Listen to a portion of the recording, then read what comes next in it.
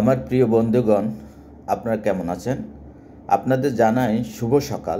অনেক দিন ধরে চা খাওয়া হয় না, তা আজকে ভাবলাম সকালে যেহেতু একটু নাস্তা করলাম, তো ভাবলাম একটু চা খাই। অনেক দিন চা খাওয়া হয় না, সেইটাই চা খাচ্ছি। তবে চাতে চিনি খাওয়া ঠিক না। আমিও চাতে চিনি খাই না, কারণ চিনি আর কাঁচা লবণ শরীরের জন্যে খুব ক্ষতিকর। তা আপনারাও চেষ্টা করবেন চাতে চিনি না খাওয়ার, কারণ চিনি মানবদেহের জন্য খুবই ক্ষতি।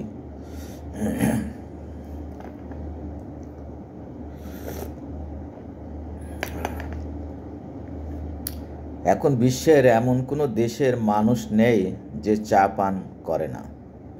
চা মানুষের জন্য খুব একটা দেহের জন্য একটা পার্ট হয়ে দাঁড়িয়েছে। আমি দেখেছি বাংলাদেশের আনাচে কানাচে পর্যাপ্ত পরিমাণ দোকান, এবং দোকানগুলোয় চায় বেশি বিক্রি হয়।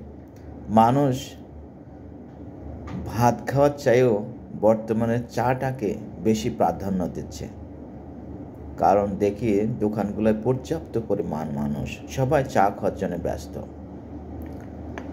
তো সবাই ভালো থাকবেন, সুস্থ থাকবেন, আমার জন্য একটু দোয়া করবেন।